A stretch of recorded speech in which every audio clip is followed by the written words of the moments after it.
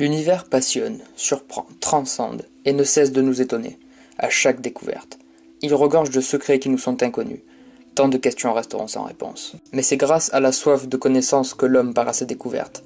Le temps n'est qu'une matérialisation d'une microdonnée que nous offre l'univers. Tout le monde porte une montre, possède une horloge ou un téléphone qui indique l'heure, le jour et la date. Mais cela n'est qu'un pas de fourmi dans l'échelle du temps au niveau de l'univers. Cependant, parmi les millions de milliards de questions que nous nous posons, une seule reste en suspens. Est-il possible de voyager dans le temps? Des théories, des outils mathématiques, les plus grands cerveaux se sont déjà attardés dessus. Nous savons que la gravité influe sur le temps. Nous savons également que les trous noirs absorbent la lumière et créent une distorsion du temps. Nous théorisons sur les trous de verre, deux points de l'univers impensablement éloignés par le temps et l'espace qui se rallient pour créer une porte dans l'univers. Tout cela se concrétise et finit par se perdre dans un dédale d'imagination. Alors pour parler pop culture dans un monde où les gens ne lèvent plus la tête, on fait des films qui en parlent. Projet Almanac, Interstellar, Terminator, Retour vers le futur, Looper, Un jour sans fin, La machine à voyager dans le temps, pour ne citer que. Tout cela part d'un bon sentiment, faire réfléchir sur des problèmes plus grands que ceux des hommes. Mais ils se heurtent tous à un fait, les paradoxes temporels. Et comme le sujet de départ se trouve être la série Dark, on va en parler. Mais pour ne pas être redondant avec les critiques, je ne vais ni dire qu'elle me plaît, ni qu'elle ne me plaît pas.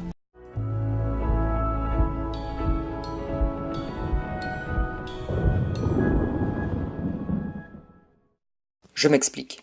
Tout commence dans une petite ville d'Allemagne où il ne se passe presque rien, jusqu'au jour où un jeune homme disparaît de ce microcosme. Alors la question qui nous est posée n'est pas qui, comment, ni où, mais quand. Tout au fil des épisodes, on apprend que dans cette ville se trouvent 3 ponts d'Einstein-Rosen, des trous de verre, qui mènent à 3 époques différentes de cette même ville. Le présent en 2019, le passé en 1986 et le passé du passé en 1953. Tout étant relié dans une grotte. Le problème n'est pas tant une question de réalisation, mais celle de paradoxe temporel.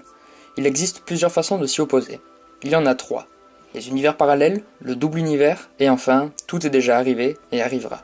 Je ne vais pas expliquer les 2 premières, mais si vous voulez en savoir plus, je vous mets un lien vers une vidéo qui en parlera sûrement mieux que je ne pourrais le faire. Je vais parler de tout est déjà arrivé et arrivera, car c'est celle qui est employée par la série. Donc je prends par exemple le paradoxe suivant.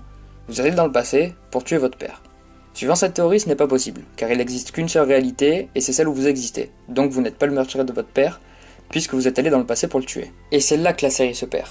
Comme nous suivons la majorité du temps l'année du présent, soit 2019, tous les voyages temporels ne sont pas importants. Le fait d'utiliser une seule ligne de temporalité ne permet pas d'avoir un quelconque impact sur le présent.